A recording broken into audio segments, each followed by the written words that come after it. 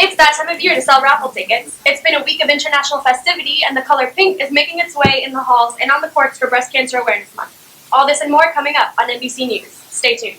Raffle, raffle, raffle, raffle, raffle. Hey there, it's Mr. Bertoloni, and this is MBC, and it's raffle time.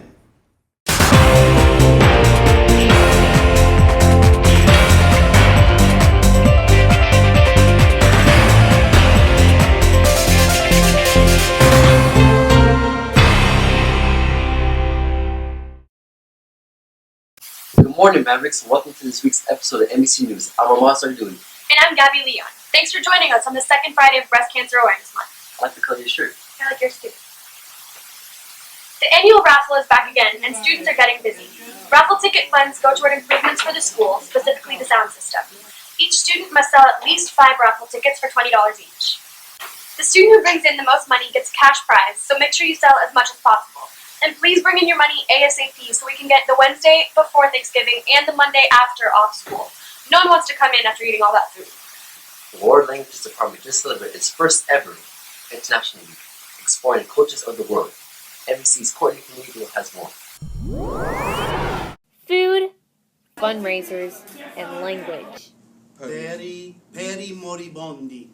These are just a few ingredients for a recipe of McCarthy's first ever International Week.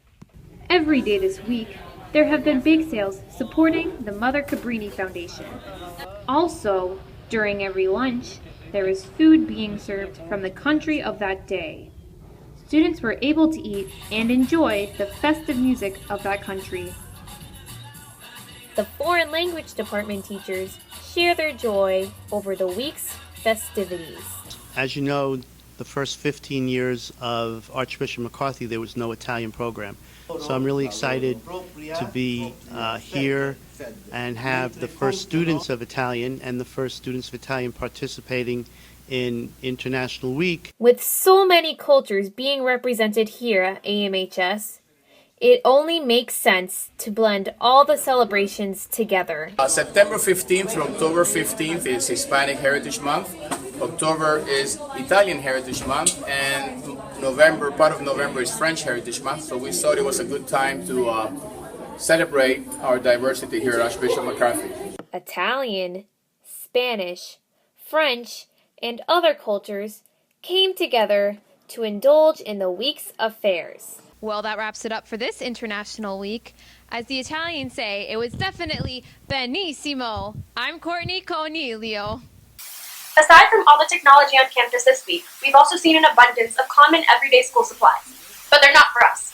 They're traveling across the Caribbean to our sister school in Haiti, and the delivery is being handled by Mr. Ho, Mr. Jean, Mr. Pavone, Ms. Zacco, and Ms. Stalnaker. Some of these teachers have yet to see our sister school up close and personal. So I'm really looking forward to going somewhere, to see people that have been in the news that need help. We're hoping to also meet our sister school, which we never had. We're reminded of what it's like to be a part of a true Catholic school. I think it's important to establish these ministry relationships, and that's one of our goals too, is to establish new relationships and see what we can do as a school community to help others. Right now, we are looking at creating different opportunities for our students, because what I'm noticing is we're looking at being an ambassador, looking at being different things that we offer in school to be what we consider our community service. We want to go beyond that to create global service. And we could go over and adopt a school, but not just collect money and give it, but actually where we're going to be hands-on and see what we're doing. That our students are actively involved for 4 years. That in 4 years they can look back and show footage of how did they end up putting a road in front of a school. How can we put something together that could really make a big difference when you're a senior and say, look what I've done in 4 years. The teachers leave this Sunday to Haiti, and we wish them a safe trip. Thank you so much to all those of you who donated to those in need. Here's Zach with the Mass Sports Zone. Good morning, Mavericks, and welcome to this week's MBC Sports Zone and Maverick Game Day. I'm Zach Oliver, and here's what's going on in the world of Maverick sports. We start off with the Lady Maverick volleyball team, who celebrated their senior night last night against Cypress Bay. One of those seniors, reporter Bea Zanotti, recaps the Lady Mavericks' involvement in a breast cancer awareness event last week. In the United States, breast cancer death rates are higher than any other cancer, excluding lung cancer. About 85% of breast cancers occur in women who have no history of breast cancer. Everybody loses it. Everybody wants to throw it all away sometimes. At this time, there are more than 2.8 million breast cancer survivors in the United States. How do you feel about this breast cancer tournament? Well, I think it's a good tournament, not only for the school. We got a lot of good schools involved to create more awareness, because ultimately our goal as a society is to find a cure for breast cancer. So we think it's just a good way to get a lot of other schools in the area involved and create an awareness.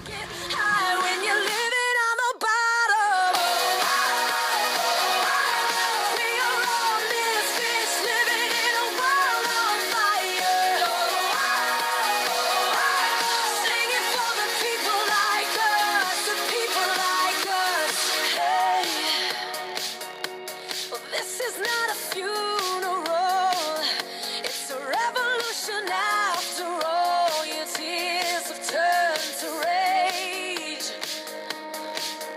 Just wait, everything will be okay. Even when you're feeling like it's going down in flames. Oh, people like us, we've got to stick together. Keep your head up, nothing lasts forever. Here's to the damned, to the lost and forgotten. It's hard to get. Even though so many women battle with breast cancer each year, it's comforting to know that so many supporters are fighting along with them. Bea Zanotti, MBC News. Thanks, Bea, for a truly amazing piece. Now, from one feel-good story to another, the Utah Jazz signed a 5-year-old leukemia patient, J.P. Gibson, to participate in their team's inter-squad scrimmage.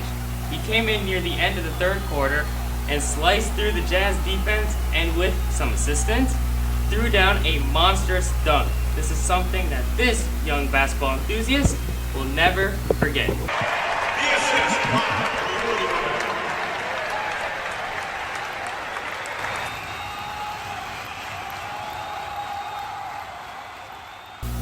Now it's time for this week's Play of the Week. We go to an unbelievable ending to the Arizona State and USC game from Saturday.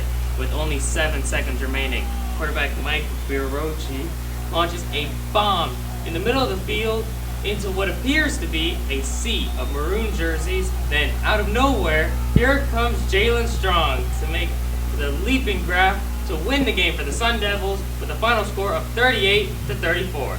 Now, if you think that was crazy, that was just the beginning of a crazy college football weekend that saw number 2 Oregon, number 3 Alabama, number 4 Oklahoma, number 6 Texas A&M, and number 8 UCLA all going down. This is the very first time in college football history that 5 out of the top 10 in the AP poll lost in the very same weekend.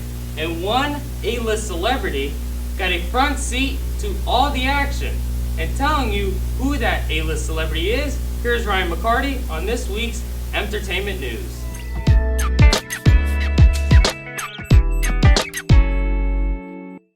Thanks, Zach. Hey guys, I'm Ryan McCarthy, and welcome to Entertainment News, where we trail McCarthy's teal carpet for club news and school events, along with a few stories from pop culture.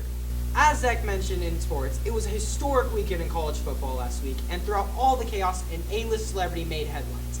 That A-list celebrity is none other than Katy Perry.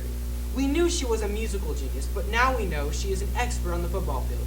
She appeared alongside other football experts such as Chris Fowler, Lee Corso, Kirk Herbstreit, and Desmond Howard on ESPN's 3-hour college football show, College Game Day. Perry did a little bit of everything. She picked some games, chatted with Oklahoma QB Trevor Knight, and even dropped a bombshell that she's in the talks to perform at the Super Bowl this year. Did you know that MBC News isn't the only news source at McCarthy? That's right. McCarthy also has an online magazine.